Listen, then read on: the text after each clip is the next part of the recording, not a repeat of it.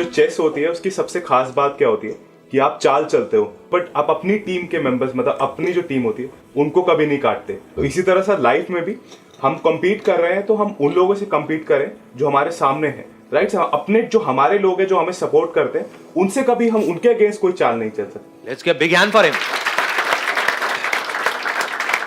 मतलब लाइफ में आगे बढ़ने की एक बहुत अच्छी क्वालिटी है ये। फिर चाहे आप कुछ अच्छा काम कर रहे हो या बुरा काम भी कर रहे हो, आप एक गैंगस्टर भी हो तब भी ये क्वालिटी आपके अंदर होनी चाहिए, अपनों को नहीं काटना है। अच्छा एंटरप्रेन्योर तो छोड़ ही दो, टीम वर्क की तो मैं बात ही नहीं कर रहा, समझ गए। तभी तो ट्रस्ट करेंगे लोग आपके ऊपर, तभी तो लॉन्ग टर्म में आप सक्सेसफुल होगे।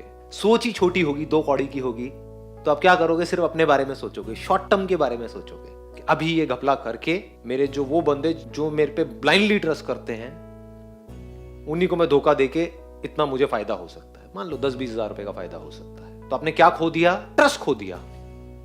उस ट्रस्ट की क्या वैल्यू है? अगर इस दुनिया में एक भी इंसान आपके ऊपर ब्लाइंडली ट्रस्ट करता है तो उस ट्रस्ट की क्या वैल्यू है? प्राइसलेस। उस इंसान की क्या वैल्यू है? कोई वैल्यू नहीं है, प्राइसलेस है। दोस्ती की क्या वैल्यू है? अगर दोस्ती एक्चुअल हो तो, if it is real friendship, उसकी क्या वैल्यू है? लगाओ वैल्यू, पैसे में तोलो, कोई वैल्यू नहीं है। आपकी माँ है, उसकी क्या वैल्यू है? कोई वैल्यू नहीं है जी, उसके आगे सब बेकार है। इतनी समझ एक आदमी के अंदर होनी चाहिए, अपनों को नहीं काटना है। गेम चल रही होती है यहाँ पर व्हाइट के और ब्लैक के बीच में, लेकिन असली जो कटाई हो रही होती है वो वहीं व्हाइट में ही आपस में हो रही होती है। इसको पॉलिटिक्स बोलते हैं। यार एक को राजा बनना है, किसी को घोड़ा हाथी नहीं बनना है, लेकिन उसको ये नहीं समझ आ रहा कि अगर तू घोड़ा भी है, हाथी भी है और ब्लाइंडली बाकी लोग तेरे पे ट्रस्ट करते हैं तो देखने में तू घोड़ा है लेकिन एक्चुअल में राजा है। दिलों का राजा हो गया ना। सीधी सी बात है। एक है राजा बाहर, वो टेम्पररी होते हैं, आते हैं जाते हैं।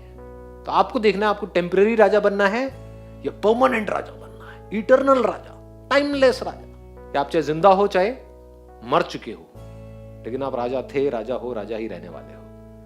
बाकी राजाओं को मारने के लिए लोग तैयार बैठे रहते हैं क्योंकि हर कोई अपने बारे में सोच रहा है। तो फॉर अ चेंज अगर कोई ऐसा हो जो अपने से पहले बाकी सबके बारे में सोचे, तो आज नहीं तो कल उसकी टीम को ये समझने में देर नहीं लगेगी। फिर उसकी टीम जो उसके साथ में जुड़ेगी वो दिल से लड़ेगी। तो चाहे वो बिजनेस हो, चाहे ये हो, वो काम हो, कुछ भी हो, फैमिली हो, फ्रेंड्स हो, फिर दिल से उसके साथ में खड़े होंगे। नहीं तो अगर उनको पता है कि हाँ वो उस टाइम पे उसने अपने फायदे के लिए मेरा काटा था, तो अब वो वेट कर रहा है।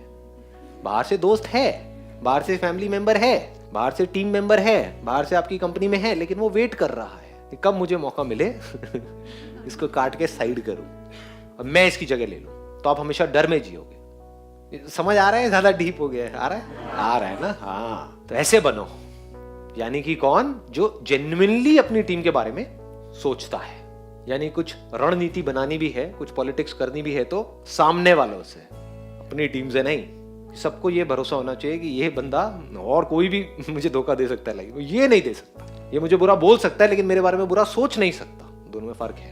बाकी दुनिया मुझे अच्छा बोल सकती है लेकिन अंदर से हो सकता है मेरे बारे में बुरा सोच रही है। They are not your real well wishes. वो मुंह पे मेरे को बुरा बोल सकता है, कुछ भी बोल सकता है, लेकिन कभी मेरा बुरा नहीं चाहेगा।